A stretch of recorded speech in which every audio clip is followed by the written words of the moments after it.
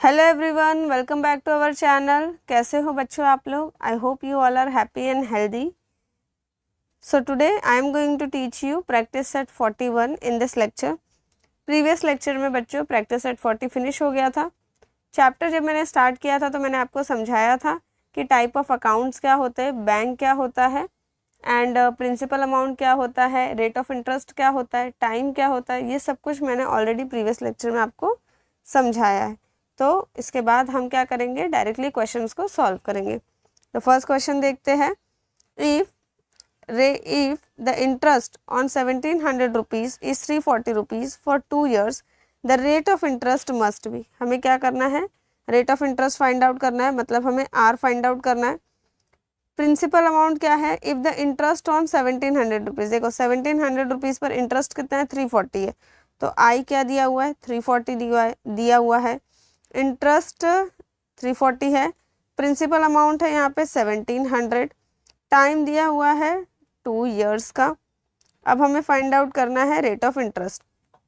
Formula आपको याद होगा, I is equal to P multiply by R multiply by T divide by 100। ये है फॉर्मूला। I की जगह पे वैल्यू पुट कर दो 340, P की जगह पे वैल्यू पुट कर दो 1700, R एज इट इज लिख दो, टाइम है 2 डिवाइड बाय 100। फर्दर इसको सॉल्व करेंगे तो क्रॉस मल्टीप्लिकेशन करेंगे तो ये और ये से मल्टीप्लाई होगा। अब यहाँ 340 के डिनोमिनेटर में कुछ भी नहीं है, समझो कि 1 है वहाँ पे, तो 1 से यहाँ पे हम मल्टीप्लाई करेंगे सब कुछ, तो ये एज इट इज़ ही आंसर एज इट इज़ ही नंबर आएगा।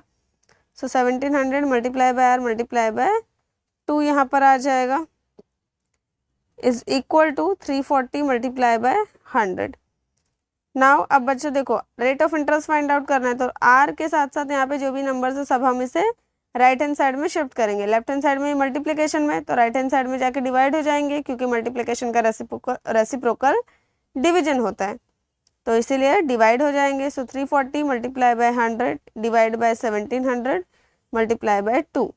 अब ये 2 0, ये वाले 2 0 से कैंसिल हो गया। डिनोमिनेटर में देखो, ये 17 1 ज़ा 17, न्यूमिनेटर में 17 2 ज़ा 34 और ये 1 0 यहाँ शिफ्ट हो गया। नाउ 2 1 ज़ा 2, 2 10 ज़ा 20।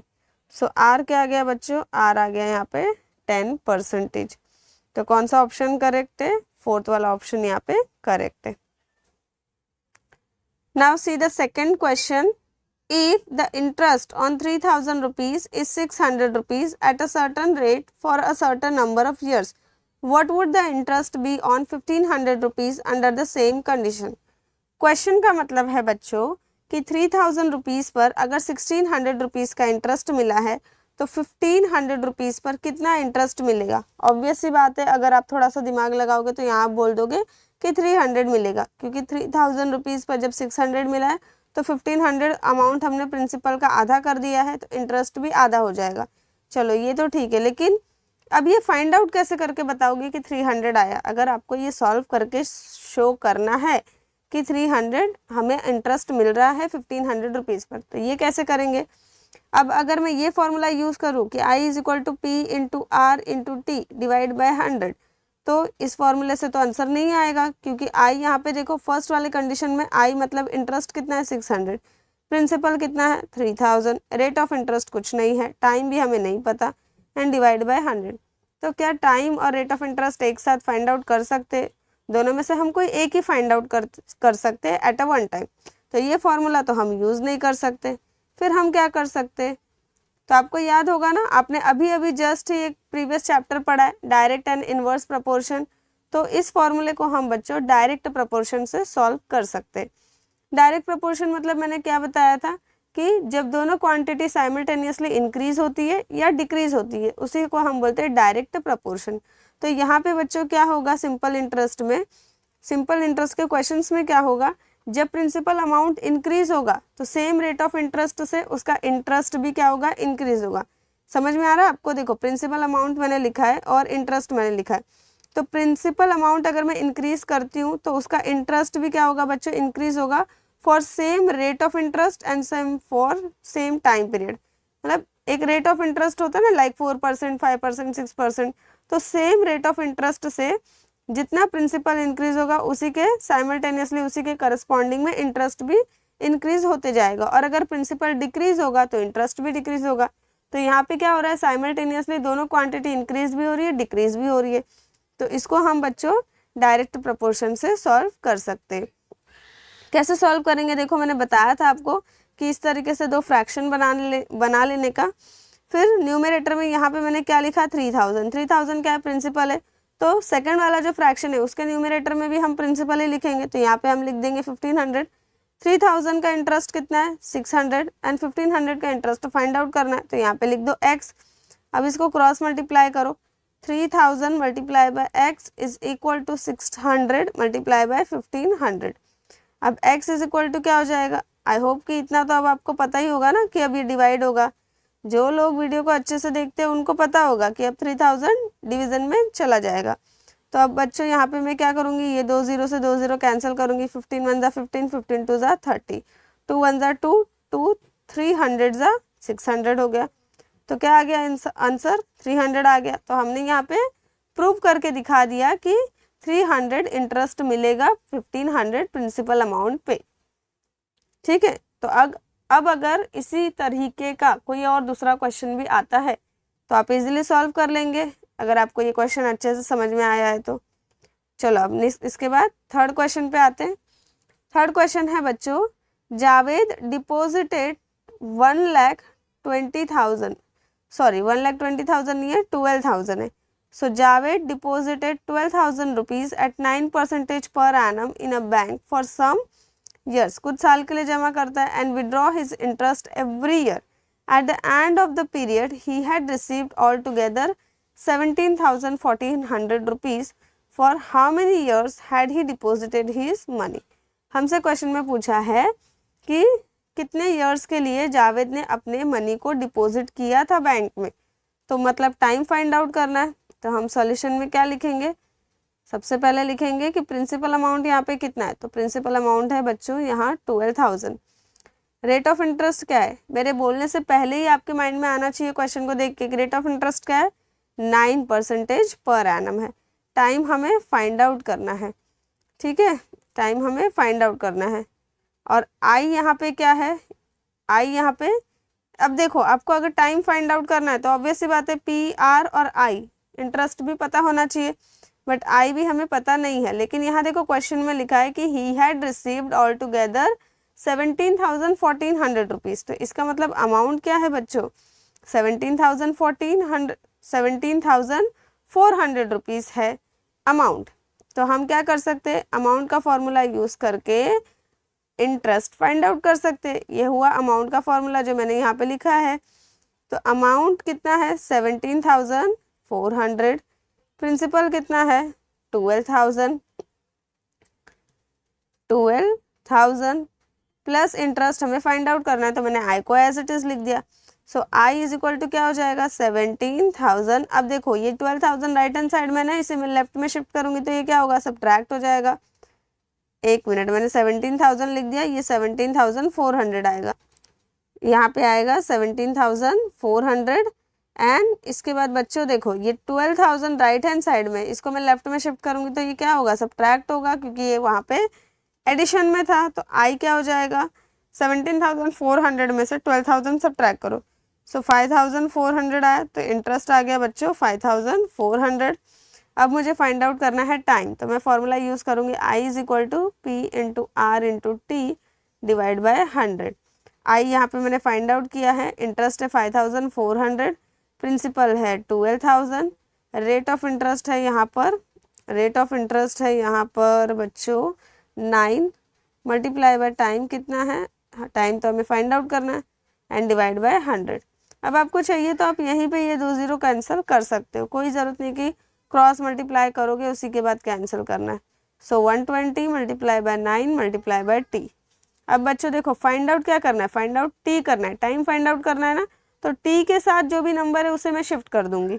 अब टी के साथ जो नंबर है वो है किस ऑपरेशन में, मल्टीप्लिकेशन में।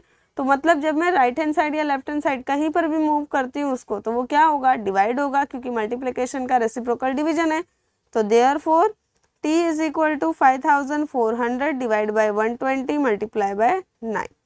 अब 9 के टेबल में आता है 54, 9 के टेबल में 54 कितनी बार में आता है, 9 5 ज़ा 45, 9 6 जा 54, सो 9 6 जा लिख देंगे एंड ये 2 0, अब ये 1 0 से 1 0 कैंसिल हो गया, 12 1 जा 12, 12 5 जा 60, तो टाइम 5 आया, तो इट मीन्स बच्चों क्या आएगा आंसर 5 years।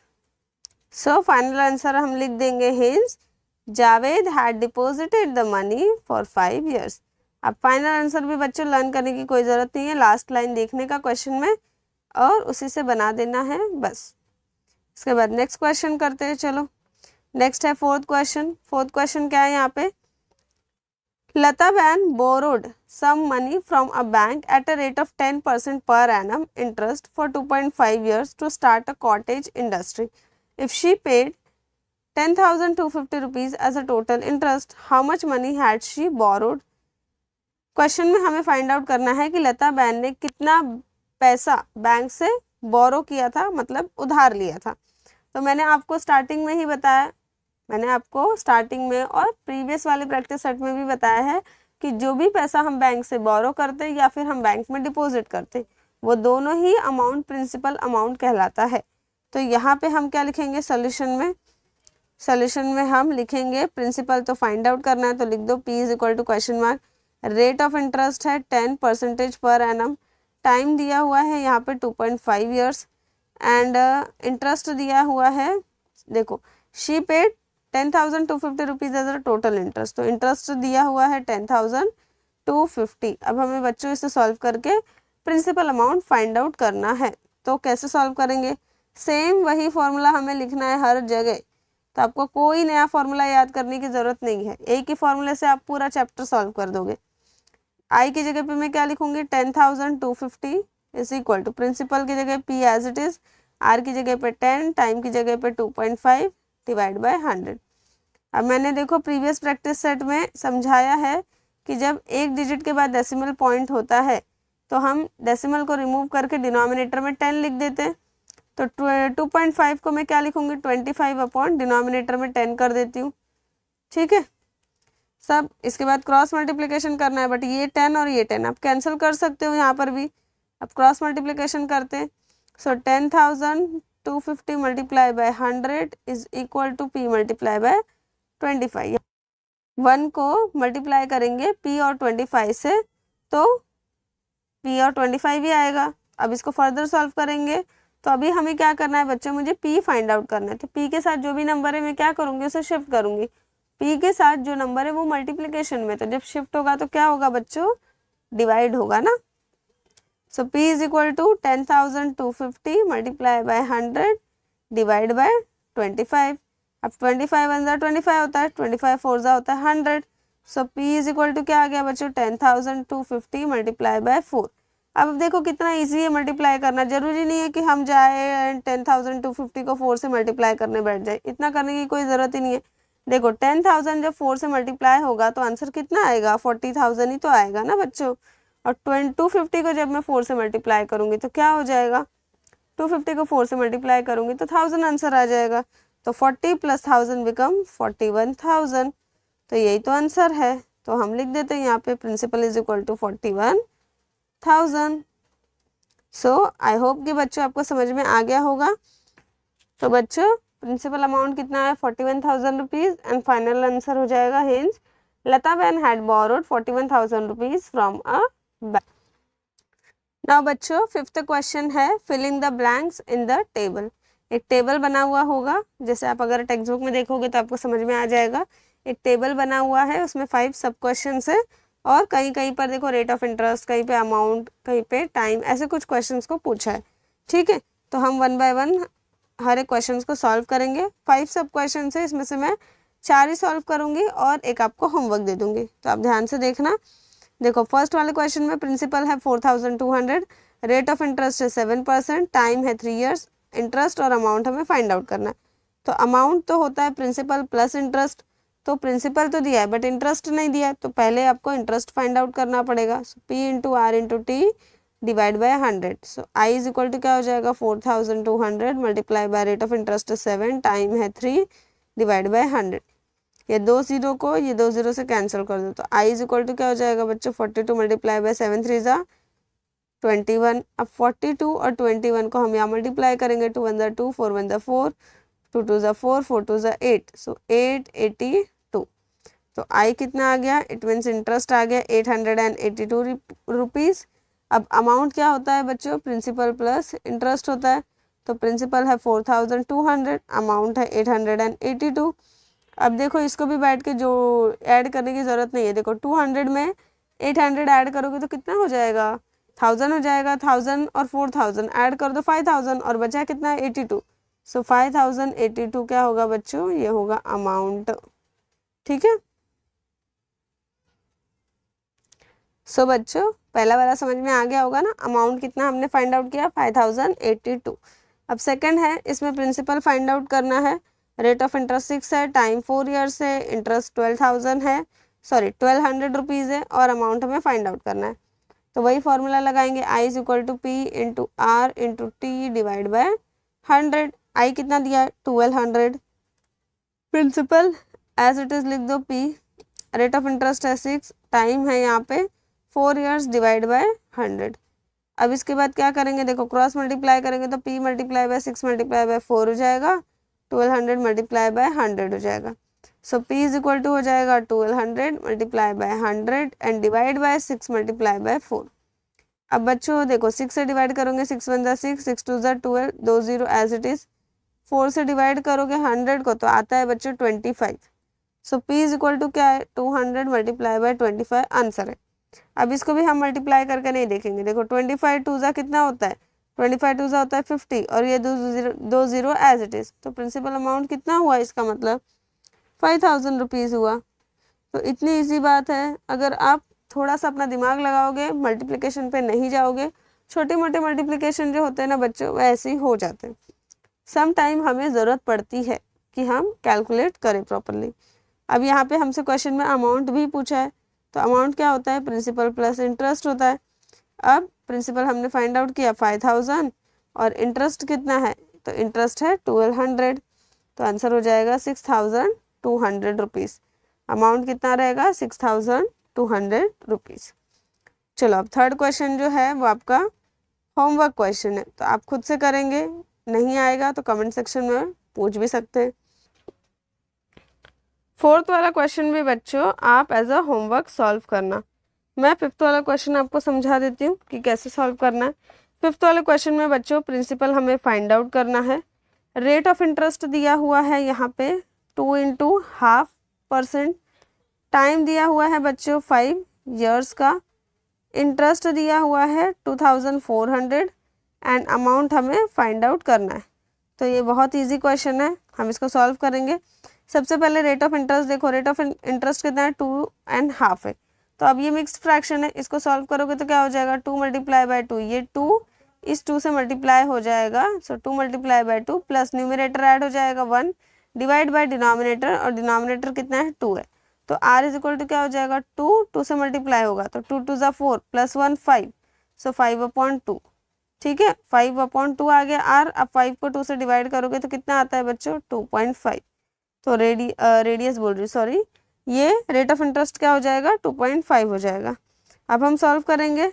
अब अमाउंट फाइंड आउट करना है, बट अमाउंट फाइंड आउट करने से पहले प्रिंसिपल फाइंड आउट करना है। तो क्या होगा formula, I is equal to P into R into T divide by 100।